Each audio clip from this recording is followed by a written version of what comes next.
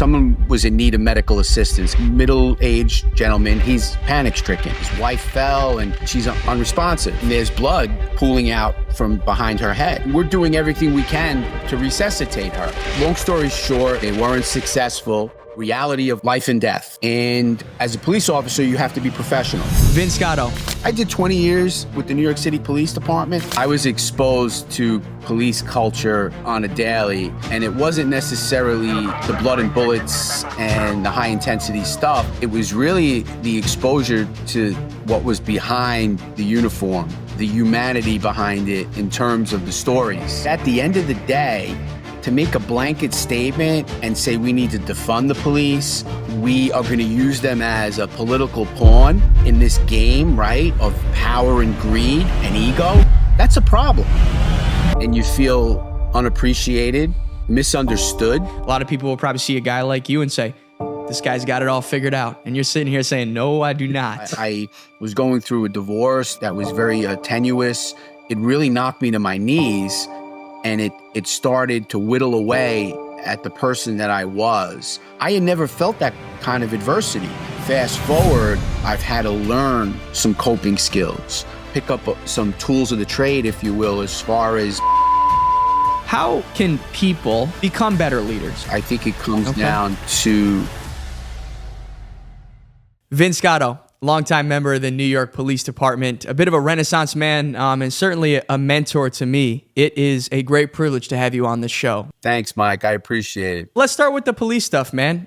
Sure. What drew you to a career in law enforcement, and what kept you in there for like 20 years? My dad is a retired New York City police officer. I share that because growing up in a close-knit Italian Catholic family and having a father who was a police officer in New York City, I was exposed to police culture on a daily. And it wasn't necessarily the blood and bullets and the high intensity stuff. It was really the exposure to what was behind the uniform, the humanity behind it in terms of the stories. And my dad just turned 80 and he still tells these stories. And that was my indoctrination into that world. And I've shared this before. It was intoxicating. The camaraderie piece that came with that profession, I couldn't get enough of it, Mike. I had people, colleagues of my dad, supervisors, the colleagues, their wives, coming to my parents' house, breaking bread, so to speak. It was like my sister and I, it was like being a fly on the wall and just being exposed to these adult-themed topics. And it was just fun. It was fun. And what could be better than that? I mean, I feel like just feeling like you're part of this kind of like elite, almost fraternity with a bunch of good people that share values. It must have been a nice way to grow up. It was fun. It was a lot of fun. And when you don't know anything outside of that small little world, I know you know this. I grew up in Staten Island, New York. It's a very small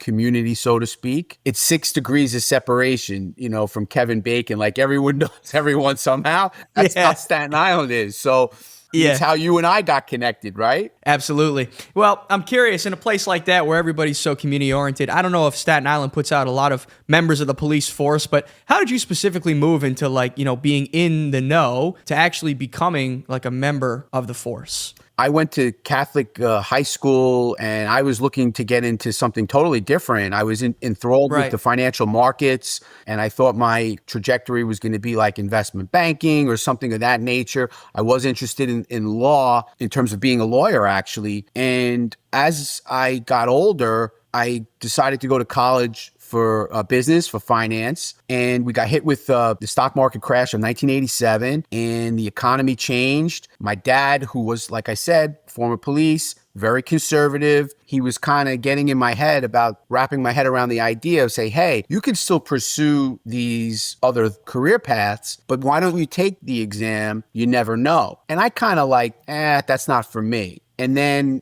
I finally kind of wrapped my head around it a little bit and I did take the exam. And there's a funny story behind that. But I subsequently went into the New York City Police Department in 1992. I finally decided, hey, you know what? I think my dad's right. I know he's conservative, but this is something that could be a calling, could be a profession. And to his point, I can still pursue some of those other interests while I am still active and most definitely post a career.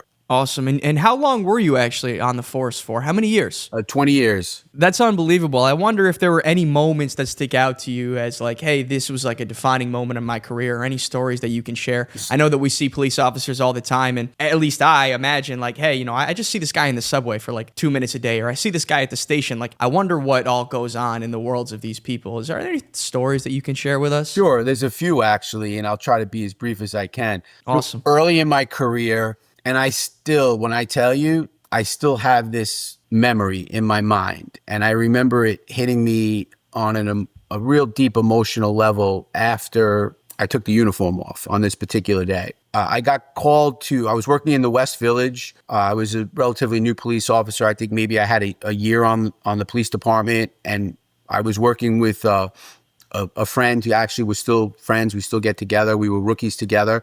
And we get a call for, there was an aided case, they called it. Someone was in need of medical assistance. And we get to the apartment. It was in a brownstone building. And the door opens, and it's a gentleman, middle-aged gentleman. And he's got some blood on the side of his face, and he's panic-stricken. So he starts rambling on about his wife. They were eating breakfast, and his wife fell, and she's unresponsive.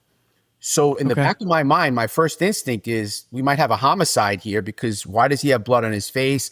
And you don't know what you're walking into. And you want to believe what the person is telling you is accurate, but you still have that other part of you. You have to kind of be alert and aware, hey, this might not be the real story. Absolutely. We get further into the apartment, and sure enough, woman on her back, and there's blood pooling out from behind her head. And we're like, fuck, we still don't really know, but we're trying to go on the basis of what he's telling us is accurate. And I'm trying to resuscitate her. So we're doing what we call chest compressions, trying to get a pulse. And I recall feeling a very slight pulse. And now I'm thinking to myself, this is this person's wife. He's seeing this play out. He saw what happened to her, and she's bleeding. And we're doing everything we can to resuscitate her. Within probably, 5 or 6 minutes, emergency medical service comes on scene, and they take over. Rush the woman to St. Vincent's Hospital. Long story short, they were trying to resuscitate her in the hospital, and they weren't successful. And at the time, I wasn't married. I didn't have children or anything, but I'm like, wow, the reality of life and death. And as a police officer, you have to be professional. You have to kind of have a thick skin, and you can't show emotion. So you learn that over many years. But then when it's all over, you're human, right? And you start thinking about the fragility of life. And I felt kind of responsible that we couldn't resuscitate this woman. So it kind of really felt shitty, for lack of a better expression. I can imagine that, on the backside of something like that, in the quiet moments when you're home, and in your case, maybe you have a 1-bedroom apartment, you take your gear off, you're like, what the fuck just happened? So that's part of the bigger piece with the law enforcement community, where most people don't realize, they just see the body. They see the uniform, they see the gun, the vest, and all this equipment, almost like a RoboCop. And the reality is far from that. We're human beings. We bleed, we have feelings, but in order to get through this profession, especially in New York City, a polarizing city, on a day-to-day, you have to almost become a different person. And it's very, very hard to walk that line and to manage the professional side with your personal side, which kind of leads me to what I'm doing now with the advocacy and the law enforcement coaching. But I just wanted to end that story as far as a defining moment, if you will. It made me realize the importance of what I was doing, because we had to take the husband back to his apartment in our police car. And I'm a young kid. I'm 23 years old. This is a grown man with a family. We found out that he had a young teenage son in the house. And it's like, okay, where does this guy go now? I could relate to it more now, being at one point a husband and being a father, how that feels. But at the time, I didn't understand it completely, because I hadn't experienced that. But I'm still human, and I'm just feeling terrible for this gentleman who just lost his spouse. Where does he go from here? So it stayed with me for a long time, and I still think about it, believe it or not. I wonder if in those moments where you realize the gravity of what you're doing, Exactly. did it make you feel proud to do it? Did it make you feel scared and nervous? Was it daunting? Like what's the feeling? I don't know if I felt pride. I almost felt like I failed because we couldn't resuscitate the human. And right. there was a piece of fear in it, because when you allow yourself to think about some of these tragedies in life, you can't help but put yourself in that situation. How would I feel? How would I handle this? How am I going to pick myself up off the ground and move forward? The mental gymnastics of this job is intense, Mike. Yeah. That's what leads, unfortunately, to some really bad choices. And I'm not saying that, only police deal with these issues, but I think it's more concentrated because we're really dealing with people's issues on a day-to-day. And now you take into consideration, you're in this melting pot of New York City. It's constant. It's one wave after the next, after the next. And unfortunately, a lot of times we don't process that appropriately. Living here in New York, I know that you use the word polarizing. I think that the attitude towards police officers is somewhat polarized these days. I heard you speak in the past about how the profession is sometimes, villainized, sometimes used as a hero. Look, you're out here doing dangerous stuff, man, and you're also having to cope internally with a lot of the things that you've seen. Did you also feel, an additional burden having to kind of bob and weave your way through the perception of police officers in, that era? Most definitely. And I got to be honest, that's what I struggled with the most. Okay. And there was many times in my career where I questioned, is this really for me? And you feel unappreciated, misunderstood, and it creates a lot of frustration. It can create a lot of cynicism, and it could really harden your heart in terms of how you view society, because you see some really horrible things. And unfortunately, politics plays a role. I personally feel that the law enforcement community as a whole gets used as a political pawn based upon what the topic of the day might be. And that has to change. Whether you like police or not, they're human beings. If you want to be respected, you have to give respect to get respect. So I think there's a hypocrisy when it comes to law enforcement. And keep in mind, just so you understand, I did 20 years with the New York City Police Department. I have issue with police. Yeah, I had it then because guess what? They're human beings. It's like any profession, you're going to have a percentage that maybe their heart's not in the right place. But I can honestly tell you, Mike, over 20 years in my career, I can count on one hand the amount of people, or the percentage of people was so small that really didn't have their heart in the right place and maybe were unsavory, so to speak. The large majority of the men and women that I worked with had their heart in the right place, and they really, really cared about their profession, and they really cared about the community that they served. I empathize because I can imagine what it's like to be you guys, and I've always been a proud supporter of law enforcement. Thank you. I wonder if you think, of course, it's my pleasure, and thank you. I wonder if you believe that perception has changed over time. Has it gotten better? Has it gotten worse? Like, where are we today? So I've been retired now for 13 years, but nonetheless, I'm in tune with what's happening throughout law enforcement for the most part. And of course, I work currently now with some agencies, some individual officers in the coaching capacity. Yep. And I communicate with various people in this mental wellness space as it pertains to first responders. So I'm in tune with my experience, of course, and now fast forward what's happening out there now.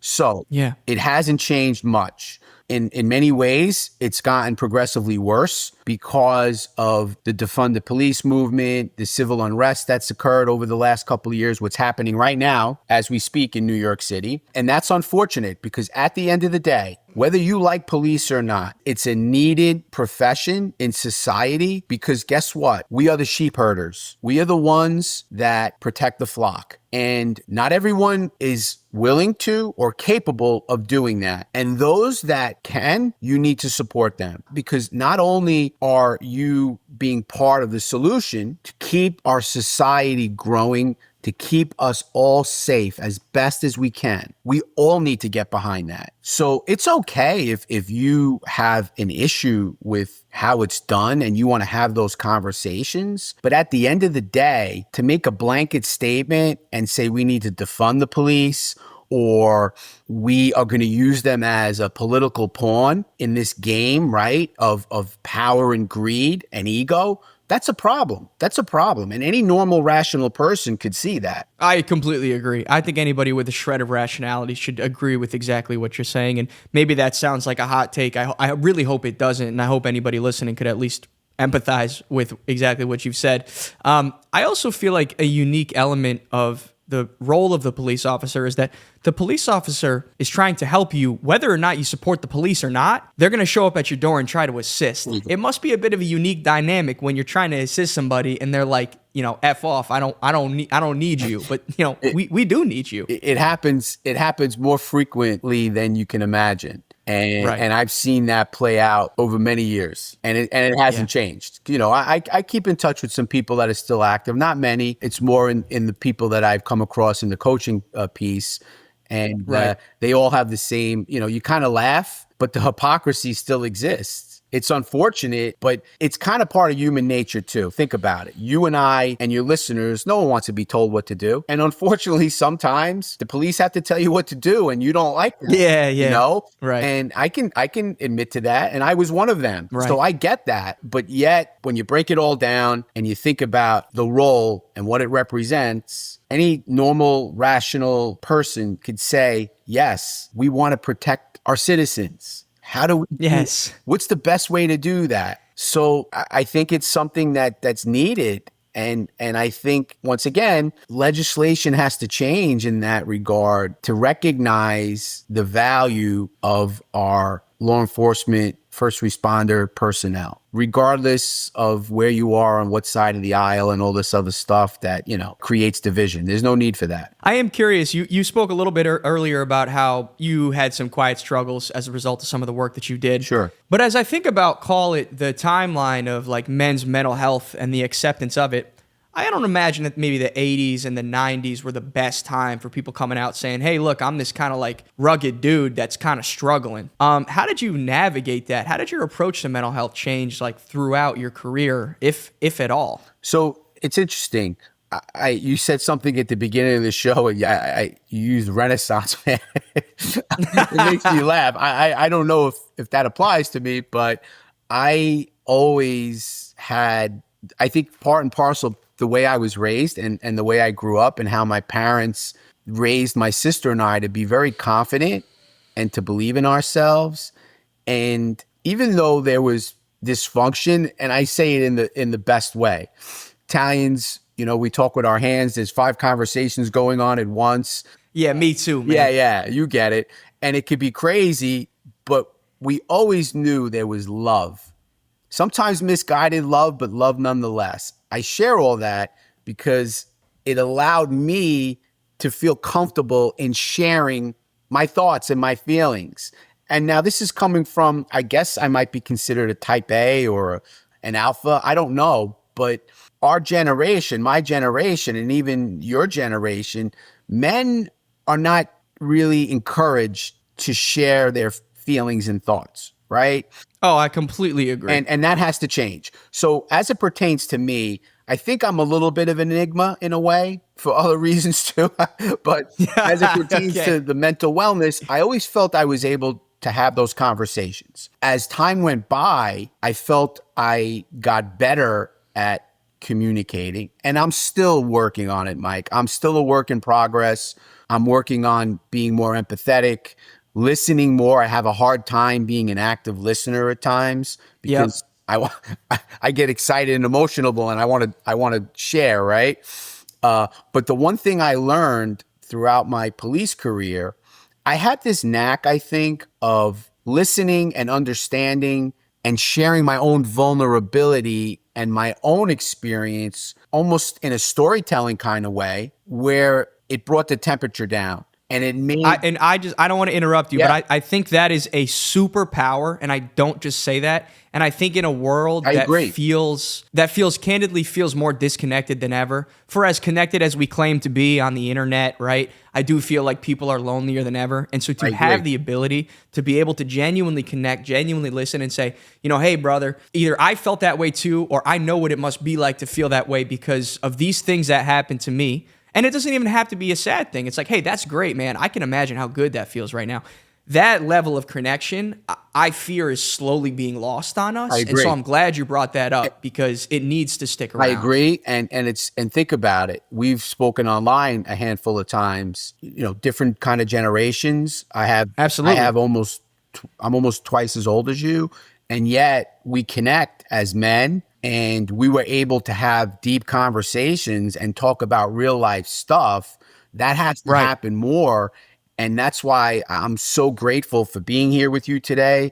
I'm so grateful that you're doing what you're doing.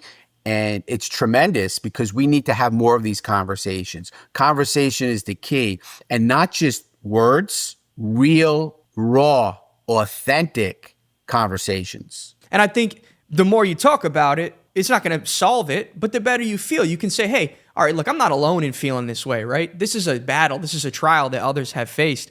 And even to hear your story, right? Like, I'll probably now look at police officers a little bit differently, the little bit that I've heard. It's very cathartic, I think, in a Yeah. way, and we learn from each other, regardless of our professional or personal experience. There's a there's a common thread that brings us together, and it's the human condition, right? We're all human beings, and we all have struggles. We have high points, we have low points, we have everything in between, and it's okay. It's okay because as well as I do. When we talk about social media, people want to show you what they want to show you. It's not necessarily the reality, and people end up questioning themselves. Hey, where am I in life? How come I'm not at that level? You're exactly right. I think for as good as social media is, it has brought on so many challenges. And look, I'll speak candidly. And I guess I've never really spoken about this in this way on the show, but like that's part of the reason why I wanted to start this show. I felt like the people that I kept seeing on these shows were talking about things that I just couldn't even connect with at all. Like this influencer that went to this party and they're talking about it, this artist that released this cool album, and the guy's doing a book tour. Like, yeah, great. All that stuff is interesting, but like fundamentally, when I want to listen to a podcast, I want to hear somebody that makes me at least feel like I'm not alone in what I'm feeling, or at least that there are other human beings out there that are similar to me. That doesn't mean they have to be just like me, but that they feel similar things to me. And it doesn't have to be like somebody telling me, you are good enough, you are great. I am inspired by the fact that you have this lived experience and that you're sitting here today and able to speak about it. Like that to me is inspirational. That to me is what I wish this medium was more like. And unfortunately, this is not always the type of conversation that's going to get a million clicks, but that's okay because this is what matters. That's my opinion. So it's funny you say that. We live in this everything's sensationalized, right? And it's like that clickbait kind of stuff. Totally. And that's one of the downsides of social media. But the positive stuff, look what we're doing now. We're connecting, right? We're connecting in this format that there was a time this wasn't possible. So your message, your platform, and whatever message I bring will get to the right people that need to hear it, right?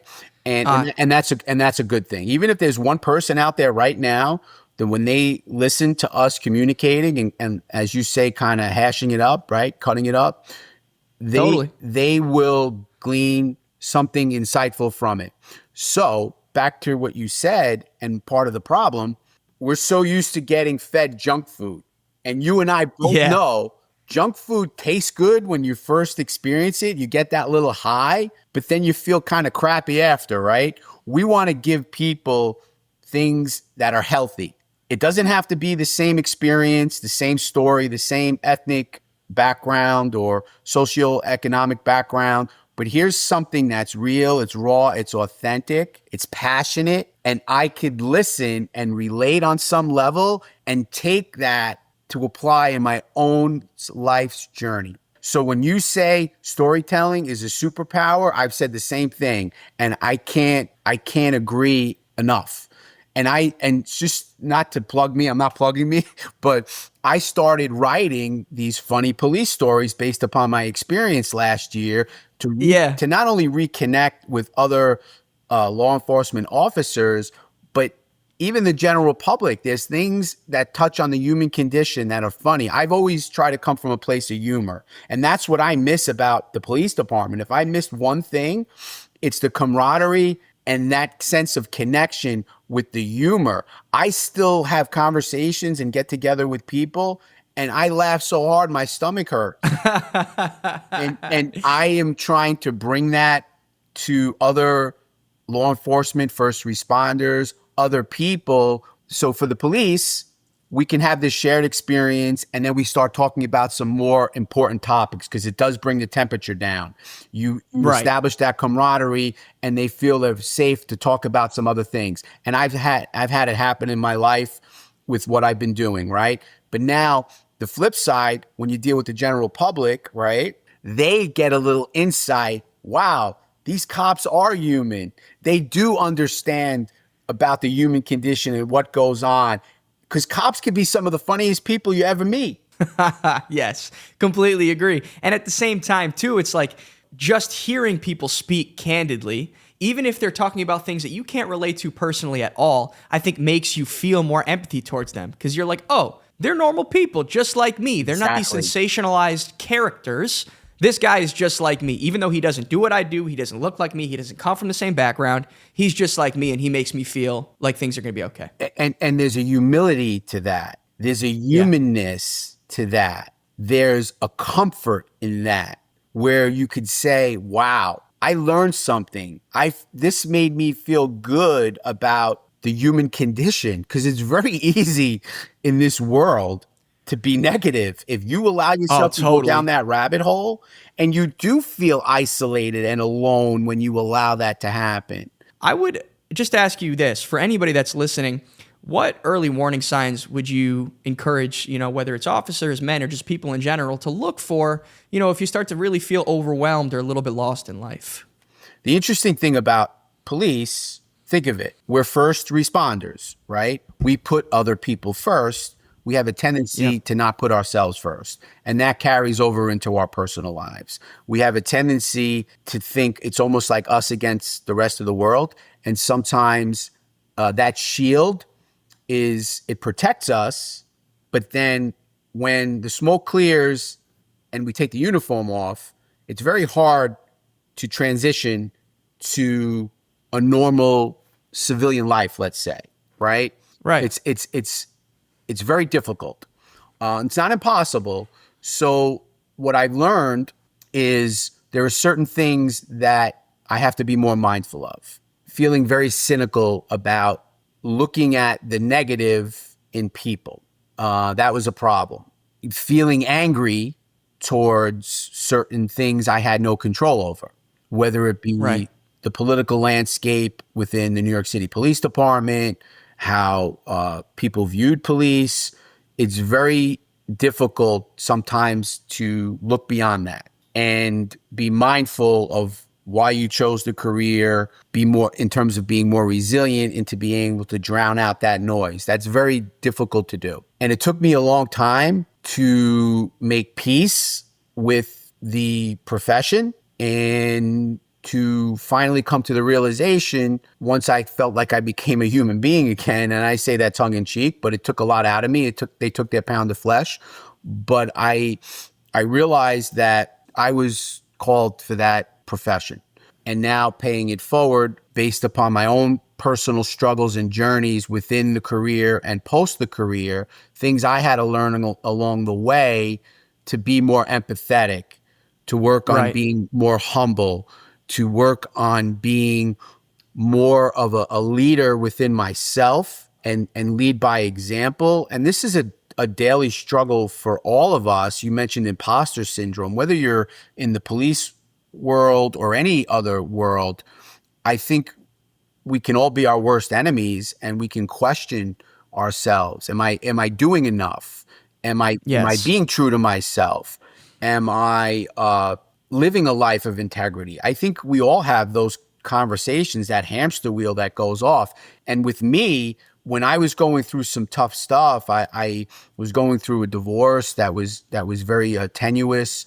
It really knocked me to my knees, and it started to whittle away at the person that I was. I was told by a therapist in a one-on-one session, you were this rock of strength that got whittled down into a pebble. And I never forgot that. And when it was spoken to me, it hit me like a bolt of lightning, because I went through life. My parents would joke, you're clear-headed. They'd call me Good Time Charlie. Nothing bothered me until I was faced with adversity in my life, and I was 35 years old at the time. I had never felt that kind of adversity. I wasn't prepared. I didn't have the tools and the skills to combat that. Fast forward, I've had to learn some coping skills. I've had to pick up some tools of the trade, if you will, as far as being more mindful, being more grateful, journaling, meditation, yoga, different things that I've implemented to be more aware of my surroundings and to be a little more gentle with myself, to give myself a little more grace. And that was a hard thing to do. And I'm still, at 55 years old, this is still a work in progress. Well, I guess we're all a work in progress, man. I certainly am, and it sounds like you are too. And it's comforting to hear you say that, right? A lot of people will probably see a guy like you and say, this guy's got it all figured out. And you're sitting here saying, no, I do not. Absolutely not. If there was one thing you wish more men knew about effective ways to manage stress, maybe that you wish you knew at that time.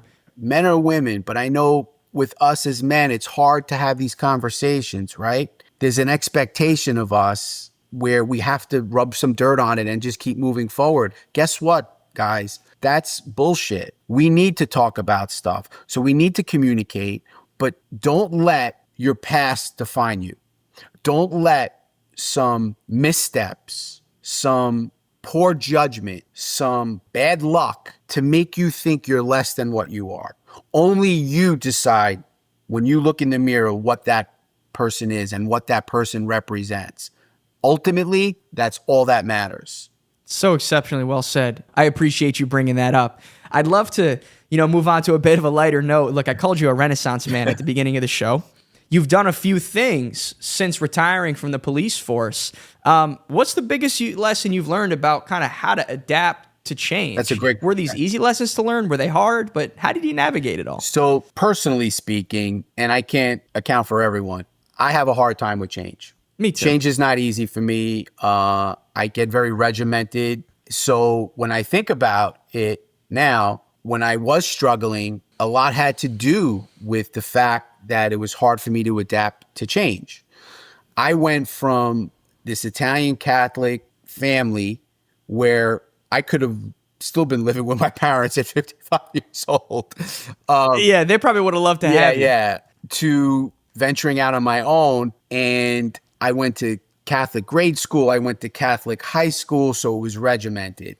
I branched out in college where it was a public college and I didn't have to wear a uniform or anything specific. So I had a little freedom. But then fast forward, I'm in the New York City Police Department, which is very regimented. I share all that.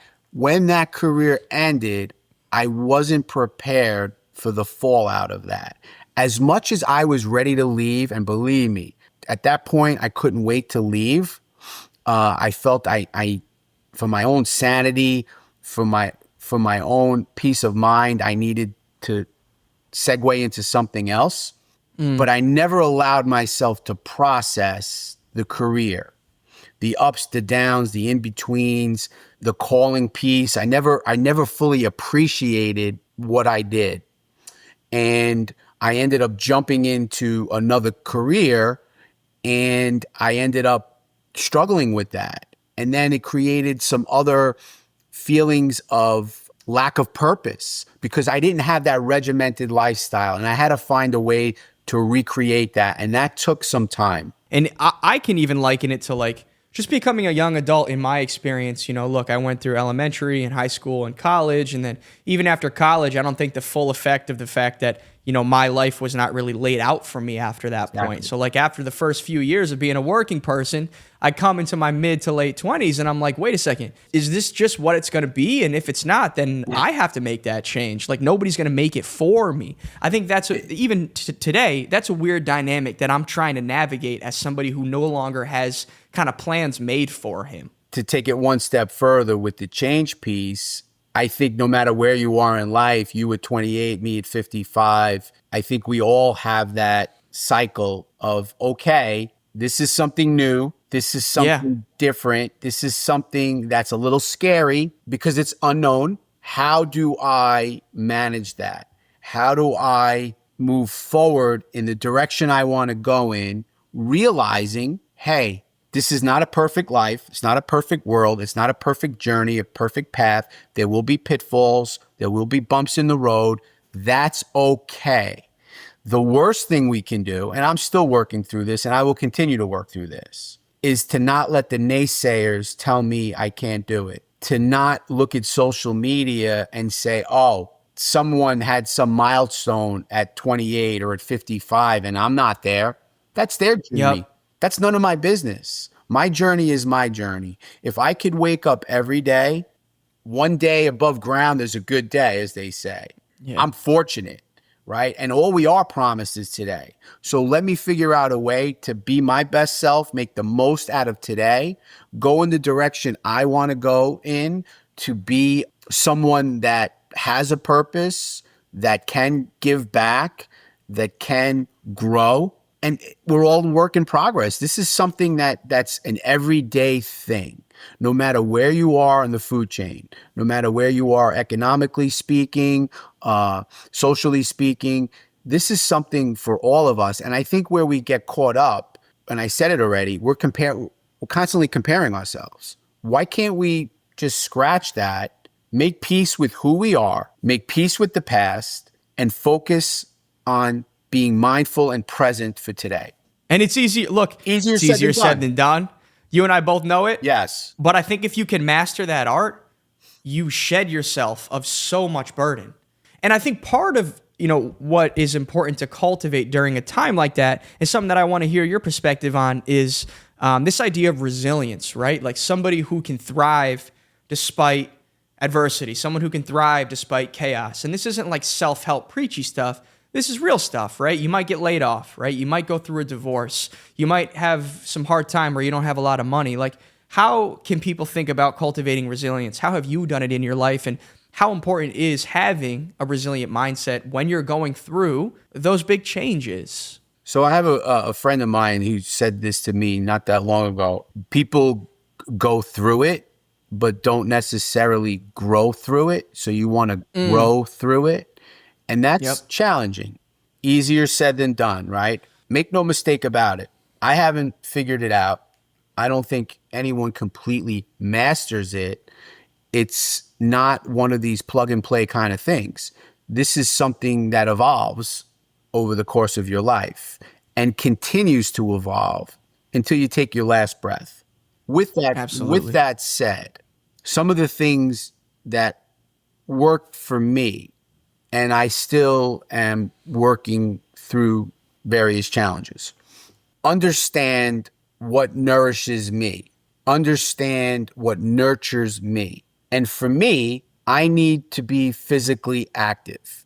Being a person that was very involved with sports as a player, as a coach, it invigorates me. When I'm able to be physical, whether it be exercising in the gym or participating in a sport, it releases these endorphins that kind of balances me, calms me.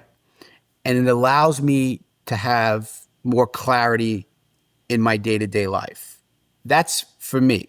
Adding to that is being useful, whether it be in a capacity like having this conversation with you, being active on professional social media like LinkedIn, where I post things based upon my own personal experience or might extrapolate on what I think is an insightful quote to open up the door of communication. Speaking to people when I am out there in the world where I could be more mindful of something. I could meet a stranger and I feel like, you know what, this was meant to happen. Something that I might say, just a smile, just a common courtesy Right. that allows that person to say, wow, you know what, today's not that bad of a day. Listening to music that makes me feel just good about life. Taking a step back, and when I'm feeling those negative thoughts about what I'm not doing, what are the things I have done? Or what I don't have? Paradigm shift. Well, what do I have? So that gratitude piece plays a pivotal role. And sometimes also being, like I said earlier, being more gentle with yourself. Sometimes it's okay to press the pause button and take a breath and say, okay, today's not that great of a day, but that doesn't mean that I'm not going to be able to get through it. I'm better than Yeah. that. I've faced some challenges and I've come out on the other side, and one door has closed, but another one is open. To recognize the power behind that, and not to get overly philosophical or religious, but I believe in a higher power. I believe we're brought into each other's lives for various reasons to teach us various lessons. And I believe that sometimes the worst thing we can do is control the narrative. Sometimes there's power in letting go and not Yeah. necessarily expecting things to go a certain way.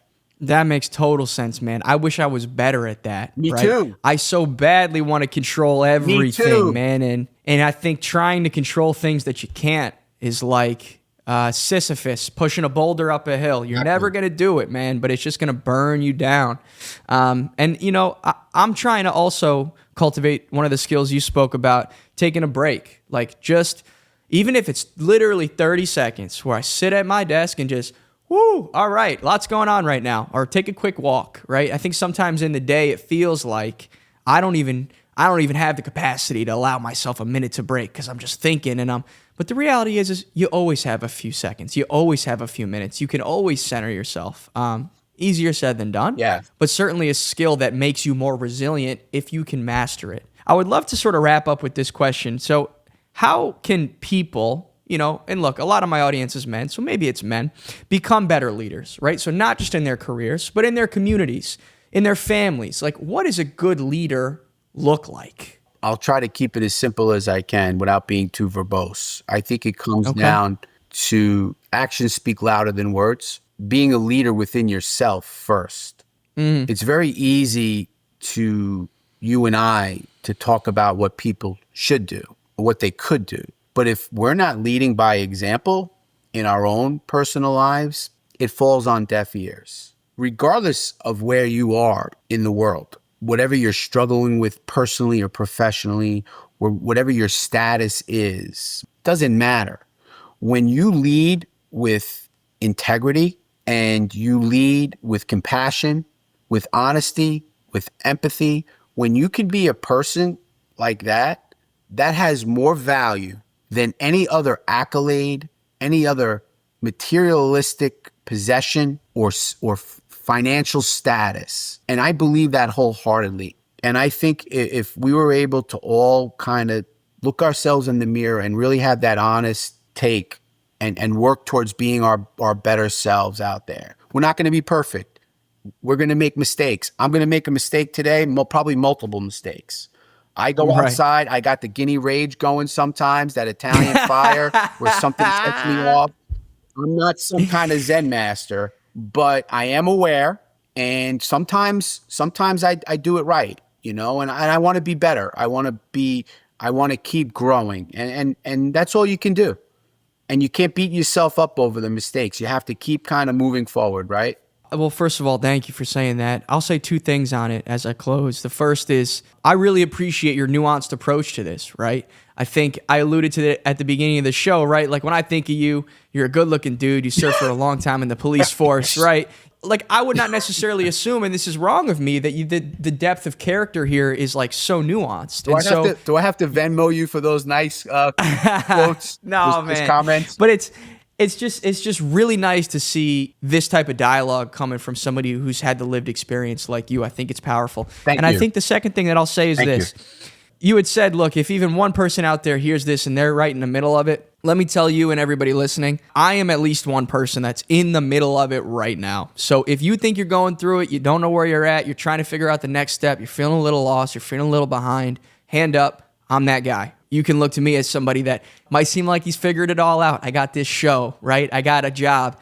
I feel as lost as ever. So I'm hopeful, I'm optimistic, but I know, if I continue to have conversations specifically like this one, things are going to be all right, man. So thank you. Hey, Mike, if you don't mind, and it's not plugging me, I don't have any service or anything like that, but if there's anyone out there that maybe something I might have said resonates with them and they want to connect. Yes. They could find me on LinkedIn, Vincent Scotto. You'll find me. My picture's there. My bio and some of the things that I post, that's a good start. If by chance, if I could be of assistance in any way, believe me, this is part of what why I'm doing it with law enforcement.